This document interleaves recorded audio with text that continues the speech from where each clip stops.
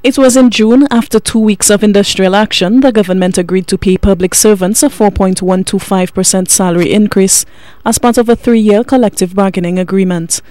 The employees have gotten their money, but the fringe benefits and improvements to the working conditions agreed upon have not been realized.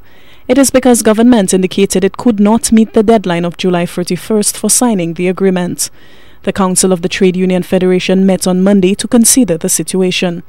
TUF President Julian Monroe says board members agree the agreement expires in a few months and the signing should not be delayed any longer. Once again, government has disregarded an agreement that it had with the Trade Union Federation and by extension public sector unions and staff association. We are hoping with the government an extended deadline, which is August 5th, by which we should sign this collective. Monroe says the TUF is concerned about a new development in the industrial agreement between the government and the unions. It involves the appointment of a subcommittee to review the terms already agreed upon by both sides. He says this is particularly disturbing and the TUF will not agree to this. We never knew of any subcommittee of cabinet working on this matter. We never agreed that to review the collective agreements. Negotiations have been completed. All that is left to be done is to sign the collective agreement. More so,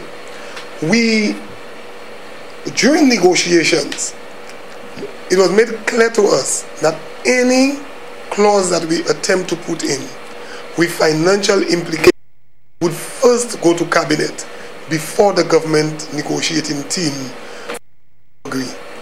And so we did that. So when we negotiated the clauses, they would go to the cabinet would give their take on it, and then would either come back, make changes, etc. We cannot entertain any recommendations by any subcommittee of cabinet. The collective bargaining agreement covers the period 2007 to 2010. Monroe says negotiations on the agreement were concluded around this time last year, and government is dragging its feet on the signing.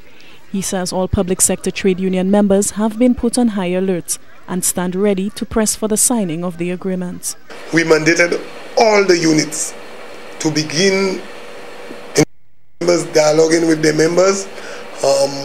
The teachers union, for example, will meet with the whole executive, will meet with the general council, and from there we will take directives from these two bodies to where we go.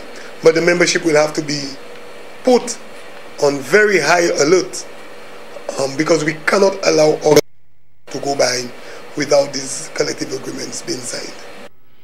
In a letter to the Prime Minister dated August 13th, the Federation states the government must sign all the collective agreements by the August 31st deadline.